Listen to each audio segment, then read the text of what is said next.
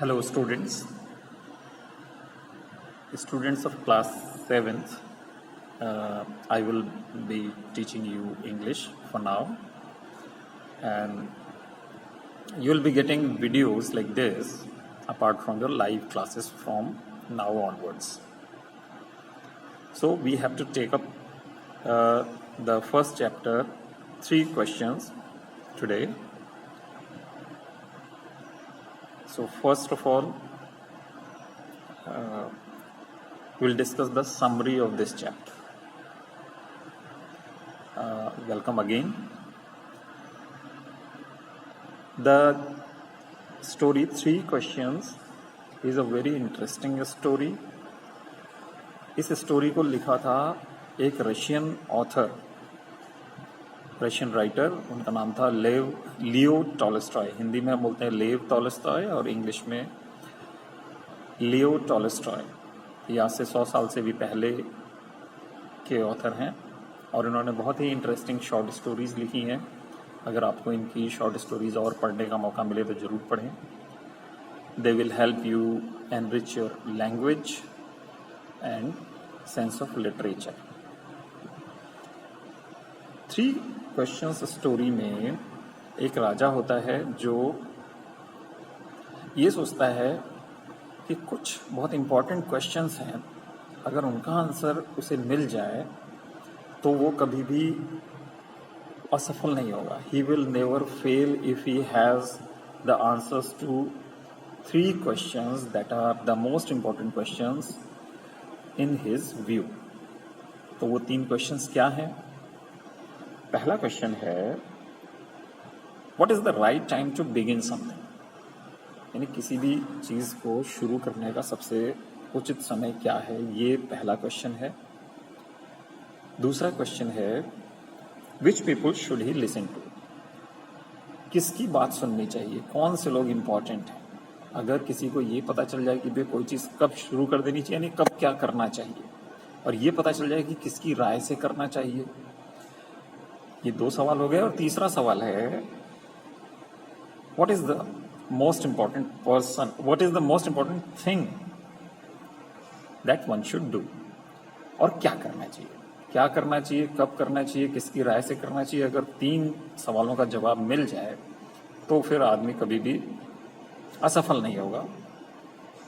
अब इन सवालों की जवाब के लिए वो बहुत कोशिशें करता है, वो बहुत सारे विद्वान लोगों को बुलाता है, उन सबकी राय लेता है, लेकिन बहुत ही ज़्यादा दिक्कत ये खड़ी हो जाती है कि सारे लोगों की राय उस पर, इन तीनों ही सवालों पर अलग अलग होती है। कोई कहता है कि ये तो पहले से बताया नहीं जा सकता कि भाई कोई चीज़ कब शुरू करनी चाहिए, मौका जैसा आए वैसा होना चाहिए। कोई कहता है कि अगर हमें जादूगर मिल जाए, मैजिशियंस मिल जाए जो कि फ्यूचर में देख सकें, who could visualize the future, तो वो बता सकते हैं कि भाई किस चीज़ के करने से क्या नतीजा होगा, इसलिए वो सही से समय भी बता सकते हैं कि अब किसी भी समय पे क्या करना चाहिए। ऐसे ही दूसरा सवाल था कि भाई किसकी राय से करना चाहिए। तो कोई कहता है कि भाई अकेला आदमी तो पूरे राज्य को चलाने के लिए जिन सवालों की ज़रूरत होती है उन सब का जवाब सोच नहीं सकता, ना वो ये सोच सकता है कि कौन सा काम किस समय करना चाहिए। कोई एक आदमी तो ऐसी राय दे नहीं सकता, तो पूरा मंत्रिमंडल होना चाहिए, काउंसिल होनी चाहिए। कोई कहता है कि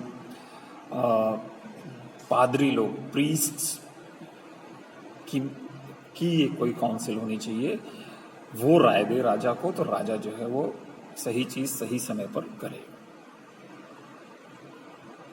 ऐसे ही क्या सबसे इंपॉर्टेंट है, इसको लेकर के भी अलग अलग राय होती है सब में। तो राजा जो है उन सबको, उसने पहले तो उन्हें ये कह के बुलाया था कि बहुत इनाम देगा अगर जो है उसके इन 3 सवालों का जवाब मिल जाता है, लेकिन चूंकि उसे कोई सही जवाब, सेटिस्फैक्ट्री आंसर मिला नहीं, तो उसने जो है सबको वापस भेज दिया और किसी को कोई भी रिवार्ड नहीं दिया। फिर वो एक तपस्वी की शरण में जाता है। इंग्लिश में वर्ड है हर्मिट, जिसे सन्यासी या तपस्वी कहते हैं, हर्मिट। HERMIT, उसकी शरण में जाता है और वहाँ वो सीखता है कि इन 3 सवालों के जवाब क्या है। तो what he learns are the first thing, the right time to begin something is now. सोच विचार में समय बर्बाद मत करो राजा। या किसी के लिए भी ये बात सही है कि किसी भी काम को करने का सही वक्त होता है वो अभी है, क्योंकि अभी तो आप किसी चीज को कर सकते हो। यानी समय की कीमत पहचाननी चाहिए और we should act the right thing right now. The second thing, who is the most important people or who are the most important people or who is the most important person।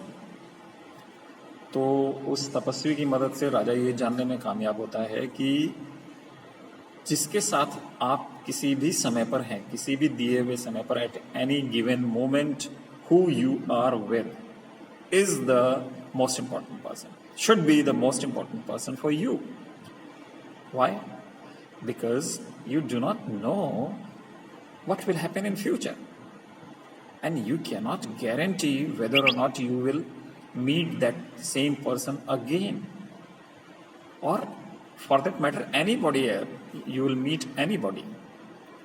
तो जिससे आप बात कर रहे हैं वही सबसे important person है, जो आपके साथ है किसी भी दिए हुए समय में, वही सबसे इम्पोर्टेंट पर्सन है, क्योंकि आपको पता नहीं कि उससे या किसी और से आपको बात करने का मौका मिलेगा कि नहीं मिलेगा। जीवन आपका कब तक है कोई नहीं जानता, या सामने वाले का जीवन कब तक है, आगे क्या होगा कोई नहीं जानता। इसलिए जिसके साथ आप हैं वही सबसे इम्पोर्टेंट पर्सन है, उसकी राय सुननी चाहिए, उस पर ध्यान देना चाहिए।